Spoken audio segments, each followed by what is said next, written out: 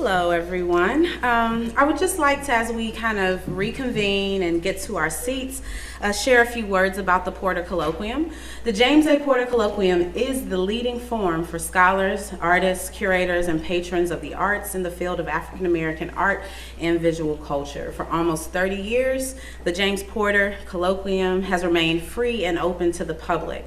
In order to continue the important work that we do here in the spirit of James A. Porter, we really need your support.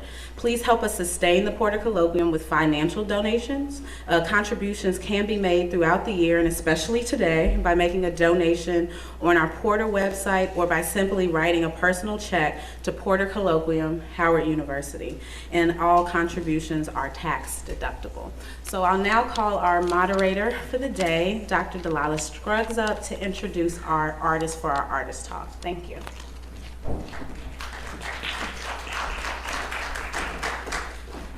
Good afternoon. Thank you for joining us after lunch. Now we're going to hear from Sadie Barnette on an artist's reflection on the archive.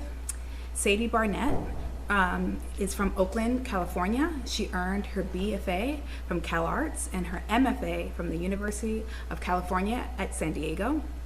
Her work has been exhibited throughout the United States and internationally at venues including the Studio Museum in Harlem, the California African American Museum, the Oakland Museum of California, the Mistake Room, Self-Help Graphics, Charlie James Gallery, Evergold Projects, Papillon Gallery, Jenkins Johnson Gallery, and the Goodman Gallery in Johannesburg, South Africa.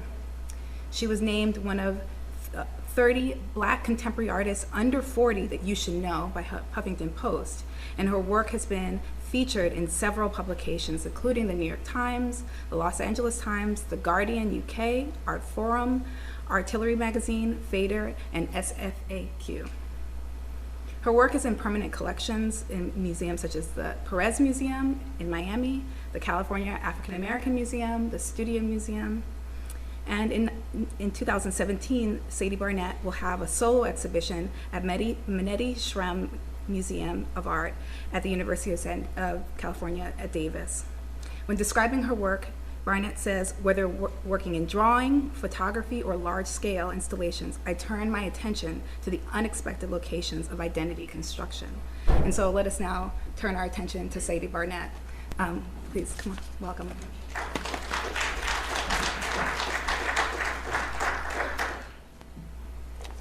Hello, I am Sadie Barnette, and I'd like to thank you guys so much for joining me here this afternoon after lunch, and thank you so much to the organizers for having me.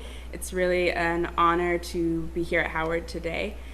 My intention here is to connect different material ways of working to the overarching concepts and concerns that run through my work, such as the necessity for poetry and abstraction in urban life, the power of the personal as political, the everyday, the living room, resistance, transcendence, and I'll mostly be focusing on recent work engaging the 500-page FBI file on my father, Rodney Barnette, that was collected because of his activity with the Black Panther Party and with Angela Davis.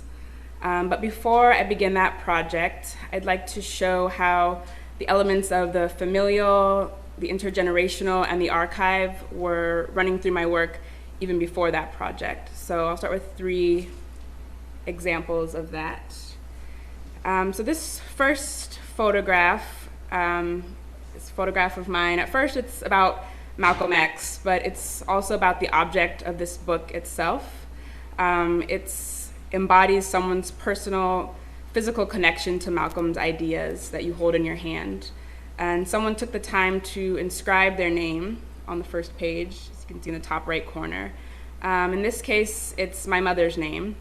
So to me, this is both a portrait of Malcolm and a portrait of my mother, as well as a document on the passage of time. As you can see, the book is obviously a worn relic.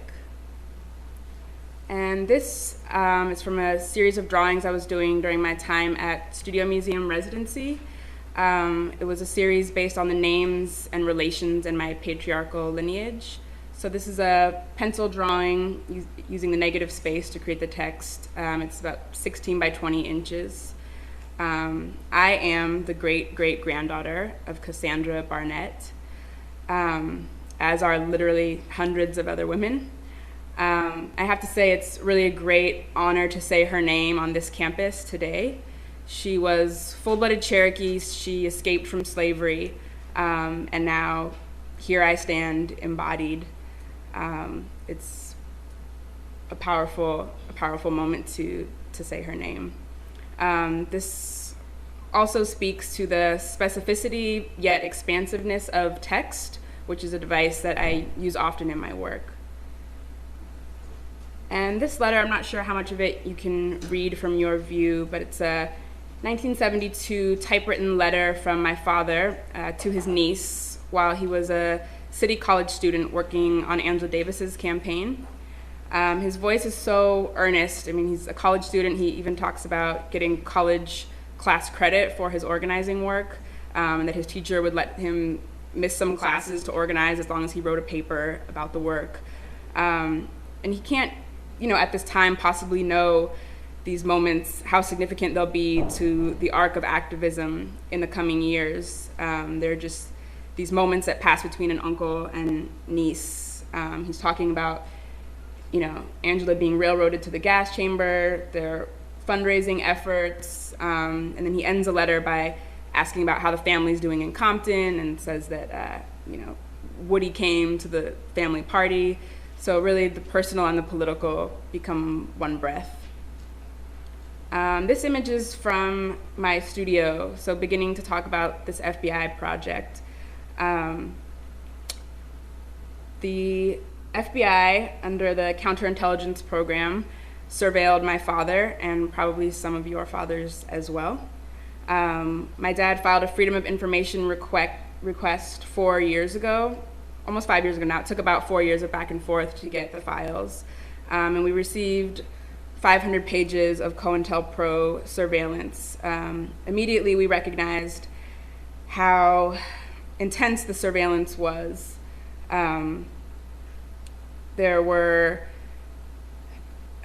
informants and provocateurs at Panther meetings. There were agents observing my dad's daily activities, interviewing every employer he'd ever had, interrogating his high school teacher, the little old lady next door to where he grew up, basically everyone he ever came into contact with that they could find. Nothing that my dad did was illegal. There are no criminal charges within these 500 pages, but yet he was watched for years and classified. This is another view in my studio. So the first material intervention on this dossier was my adding these splashes of pink, violet, and black spray paint, both to reclaim this material as ours and to assert my authorship as a daughter looking at her father. The pages are riddled with redactions when we received them, and this is me adding my own layers of redactions. So when they came redacted, it really blurs the available information and lets you know how impossible it is to really construct a reality with these documents. My redactions are also trying to keep something unknowable and sacred. The use of spray paint also references graffiti and tagging, calling in public space and also my 80s baby generation. The next material intervention was to mount individual pages from the file onto pink plexiglass. It's a translucent neon plexiglass, so it gets this sort of glow around the edges, so you can see here. This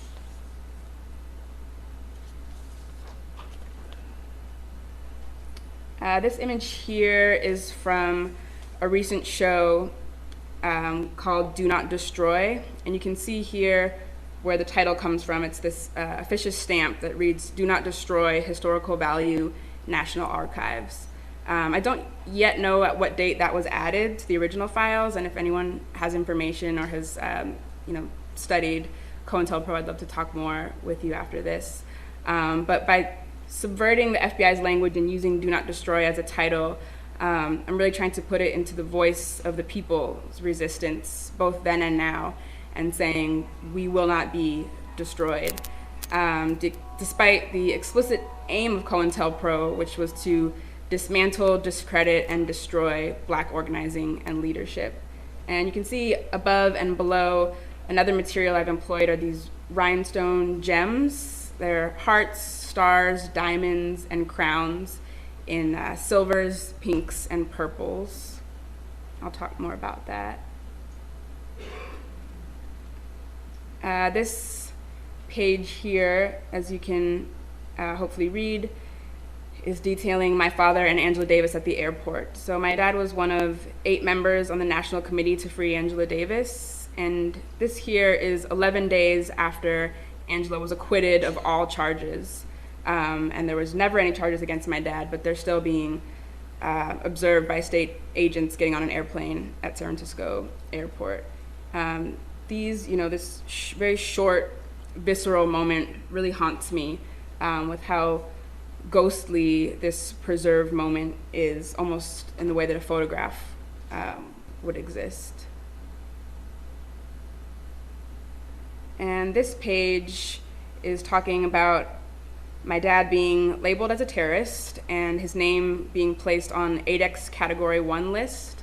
The full title of this list is Emergency Apprehension and Detention Program, meaning that if your name is on this list, American citizens could be rounded up and detained without due process. This is obviously unconstitutional, and when the Attorney General told J. Edgar Hoover, who's really the architect of COINTELPRO, that it was unlawful to keep such a list, Hoover just changed the name of the list and continued the same practice. Some of you might have recently watched I Am Not Your Negro, and you might recall the FBI also placed Baldwin on this same securities index list, because we all know how dangerous writers are. Hoover famously said the most dangerous thing about the Black Panther Party was the free breakfast program, because he knew what a powerful tool that was to organizing the community. So you try to feed Black children, you're labeled a terrorist. Another way that I've been using these craft store crown rhinestones is to honor the dead. So this page here, you can see it's listing the leadership of the Panthers. Many names are redacted, and those who are deceased, their names are listed as followed by parentheses deceased. Reading pages like this, I'm just very painfully aware of how lucky I am that my dad is alive. So John Huggins and Bunchy Carter, listed here as Apprentice Carter, were assassinated at UCLA when they were organizing with the BSU there. Being on a college campus today, I think sometimes we forget how young these activists were. But many people lost their lives, many families were torn apart, people are still incarcerated because of their involvement with the Panthers. So I never forget that, and how lucky I am that my dad is able to share his story with me now. This page is one of many detailing my dad's service in the military. So he was drafted and sent to Vietnam before he joined the Panthers. And I've adorned some of these pages with these, child's craft store toy rhinestones to try to heal the trauma and show gratitude with this tiny, almost naive gesture. And here they're Purple Hearts because my dad received a Purple Heart Medal while wounded in Vietnam. So this is an exhibition view from the show that will be opening next Thursday at UC San Diego. And you can see these mounted plexi pages go along one wall, and then there's this back wall where I wanted to juxtapose this very two-dimensional, bureaucratic, black and white text account from the FBI of my father's life with these photographic images that are kept and loved by family. And then the photos hang on this wallpaper, which is made up of the stamps and seals of the Bureau that I collaged from within the documents. So these images are still not escaping the state's surveillance. One of the stamps, obviously it's too small for you to read, but one of the stamps reads racial interest section. It's abbreviated and it's on many, many pages. So just knowing, this is something that's reproduced, how many stamps are on how many different desks within the Bureau and racial interest section, in case there's any wondering why, my dad is being surveilled. I scanned at about 600 DPI these two 4-inch 50-year-old Polaroids and blew them up to almost life size to create this diptych on the left. And in the first photo, my dad wears his military uniform, and in the second photo, the iconic Panther uniform. The first is from 1966, and the latter from 1968. And my dad really talks about his time in Vietnam, coming home and experiencing so much racism after he nearly was killed, after people died in his arms. He came back to LA to bury his nephew, who also died in Vietnam, and said that he felt like he was still in war because of the way the police were conducting military operations basically in Compton, California, while my dad was there to bury his nephew. And this was really a major part of what catalyzed him to know that he had to do some type of organizing, and that's why he joined the Black Panthers. So to me, this is really a before and after, and a story of my dad's politicization. And this page here is talking about the security of government employees. I believe that basically because my dad was innocent of any crime, the only thing the FBI could go after was his employment as a letter carrier with the post office. It's just so American. My father also points out every time we talk about this that this practice is still happening today with Black Lives Matter activists across the country. So many people, after they've done like a freeway, shutting down a freeway, which is a tactic that's used in Oakland with Black Lives Matter activists, their employer will receive a letter after that. So lest anyone think that these tactics are retro. So my father was fired from his job at the post office for, quote, cohabitating with a woman who he was not married to, and thus displaying, quote, behavior unbecoming a government employee. This comes from a law put on the books by Truman, which is Executive Order 10450, which was initially used to get gay people fired from government jobs. But here it's being used to fire my dad for cohabitating with a woman who he wasn't married to. So it's one of those examples of how laws can be used and manipulated to target whoever the government wants to put pressure on at that time. So we might think, oh, this law doesn't affect me, I'm not an immigrant. This law doesn't affect me, I'm not Muslim. But it can be used to target whoever the government deems an enemy at the time. So here is his crime. Here he's committing this infraction while wearing the post office uniform. So it's the third uniform in this series.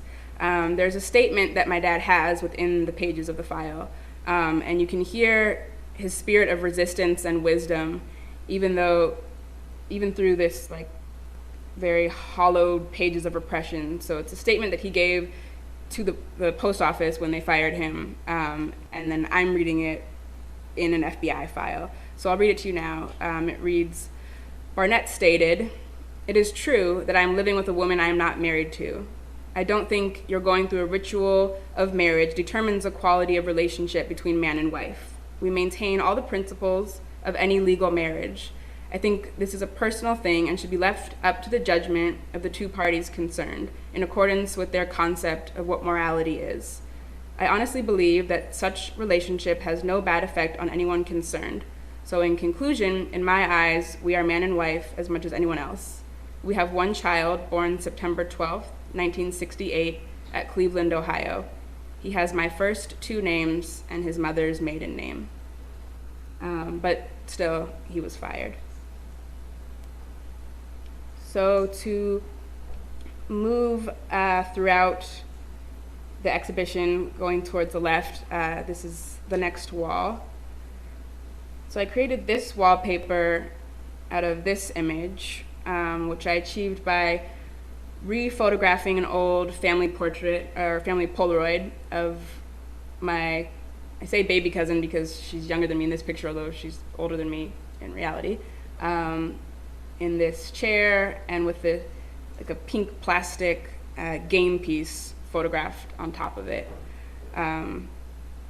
So we all know this iconic photograph of Huey Newton, but what really interests me is what takes place after this photograph.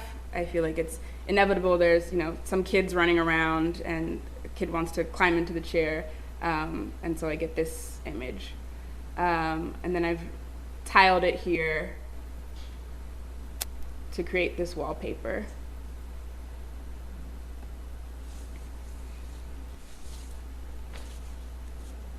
This wallpaper is called the living room, and on top of the wallpaper are these two pencil drawings. So returning to the same process as with the Cassandra's great-great-granddaughter, these are rendered by hand in pencil. This is my dad's mugshot. It's the only image that appears in the file, and it appears just like this, with this posterized quality of something having been copied and recopied and copied again many times over. I think of how many hands this photo passed through, how many desks it sat on, and how many times you have to copy a photo before it's no longer a picture of my dad and is just, quote, male black. The criminalization is instant in how a mugshot functions, but by rendering this image carefully by hand in pencil, I am reclaiming the narrative from a mugshot of an extremist to a portrait of a freedom fighter. And you can see here's a detail. The actual drawing is only about 4 inches sitting on this larger white space composition.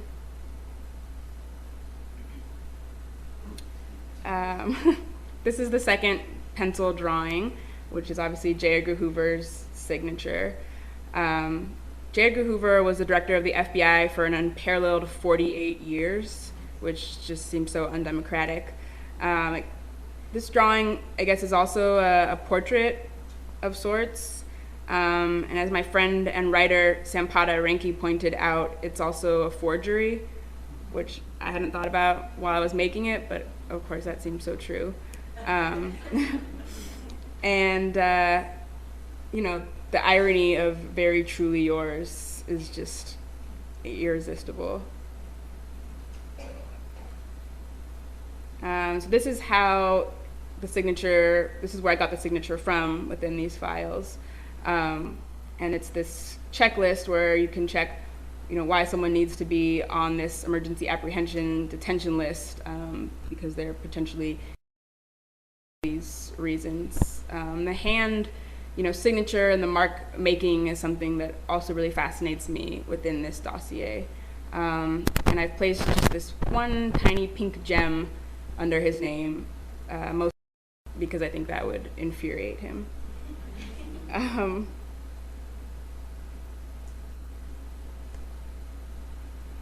So besides the mugshot, there's these two, not exactly images, but they're like publications that were probably taken by an informant who was infiltrating a Panther meeting.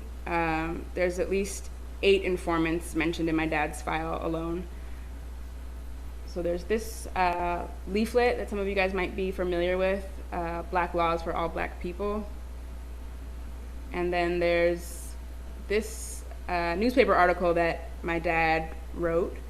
To his credit, he says if he was going to write it today, he would title it differently. I'm not so sure I would be that generous.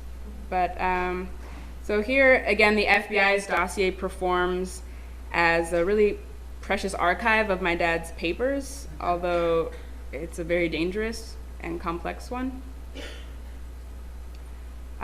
This last wall of the exhibition, you can see here, brings in my use of collage, glitter, and abstraction, as well as the element of drawing in the hand, which you can see in this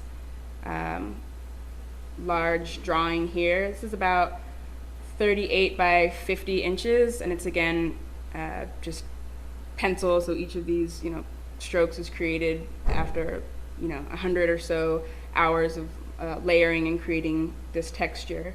It's really an intergenerational conversation. To me, 1968 embodies, it's just such an iconic year and embodies this time of struggle and change internationally, really. And then Signing It, Love, 1984, which is not only the year I was born and my generation, but also was sort of an important year in the imagination even before 1984 came to be. It was sort of thought of as the future, even thinking about like George Orwell's book, 1984. So here the letter is really empty. I don't exactly have the words. I don't exactly know what to say. Do you say thank you? Do you say I'm sorry? I'm not sure, but I think by spending all of the time and labor creating this, I'm hoping that some type of alchemy perhaps is created in the absence of knowing what to say. There's also this collage on that wall. This is my dad with these two, very different expressions, trying to, here's a detail, trying to allow him to be a complex human in the ways that the FBI report really flattens him, and allowing him to float in this free, expansive, pink glitter space. This is my dad on the left. In this case, I used the actual object of the family Polaroid itself. And this is him with some cousins on what I imagine would be like a Sunday afternoon. They're on this train, like some type of like Disneyland ride. And I just wanted to have this moment of like Black innocence and joy. This is why people are fighting. This is why my dad was organizing with the Panthers, was for people's families, and so people could have the hope of a childhood. And this collage is my father holding me as a little baby with these two glitter scapes, really liberating these figures from the expected environment, elevating them into an unknowable and unsurveillable imaginary Black space or dream. To close, I will leave you with this collage image of my dad. So it's cutout photograph and spray paint on this large expanse of negative white space. Negative space is something I employ a lot. It's empty, but it's also charged in a way. The figure is so small, but also there's so much power in something so small occupying so much space, which I think sort of speaks to much of the Black experience. And here I'm allowing my dad to look back, which is really what this project is largely about, in a personal and political way. So on that, I would like to thank you guys so much for your attention. Thank you. And I believe that we get to have some questions. And If you all have questions, just please come to the mic. yes. Talk loudly. I don't think I need the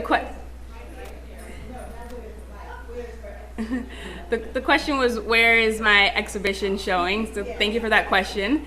So the exhibition is titled Dear 1968, comma, ... And it will be shown at UC Davis. They just built a brand new museum on that campus, which is really great to see a university investing in arts in California. The name of the museum is the Minetti Shrem Museum, and it opens on April 13th. There's information on my website. I know we're a little far from California, but if some folks are from there or know people there, I'd love to have them see the show. Thank you. Any other questions?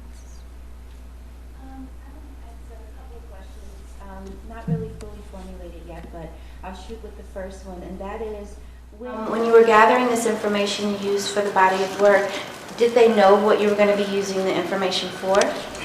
Definitely not. No, okay. No, I mean, my dad, really initially wanted the information just to know what experiences and personal contact he had with informants. I mean, there was a lot of things that he, figured or sort of knew, in just basic logic to be FBI involvement, but he really wanted the proof and the validation to see the pages for himself. But we definitely didn't mention, anything public ever coming of the project, but I knew that, it would likely be a story that I would need to fold into my practice of my work, since it's often been concerned with telling my family story as it relates to, American history, Black families, in a larger sense. And I thank you again. I forgot to start with thanking you for a great presentation and such a great body of work. I remember you starting off with mentioning your relatives and saying her name here, and the significance of stating her name here in this space is important. It almost felt like ceremonial or ritualistic in a way, but I don't necessarily want to apply those terms to the archival or to the process of going into the archive, but that's sort of what it felt like. But then aesthetically, I want to ask about the spray paint and the placement of the colors onto the page. And it seemed to kind of relate to the way that you showed the image of your father and the way that it had been photocopied so much, and the type and the thing that the photocopying does to a page when you photocopy it so many times. And then the aesthetic choice to then do it in pink. So if that's a question, could you talk about that? Yeah. I mean, I think there's a few things at play. One is playing with the graphic elements of the documents themselves. They are very graphic. My aesthetic tends to be sort of contrasting, negative space and a very controlled gesture with a less controlled gesture, which is why I use graphite pencil on one hand and then spray paint on the other, which I think of as almost these opposite materials. The spray paint is so unpredictable, but it can also get these very gestural moments that sort of read like a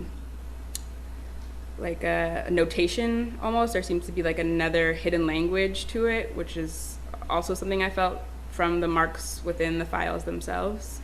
So I wanted to mirror that. It's also, I felt like to draw on the pages themselves would be a little bit too expressionistic maybe, but the spray paint has this level of removal from the hand, although it is still from the hand. And then pink, I felt it was again this opposite to the black and white, and also this idea of like girldom and father-daughter and play and the power of that. Thank you. Any other? Hello. Hi.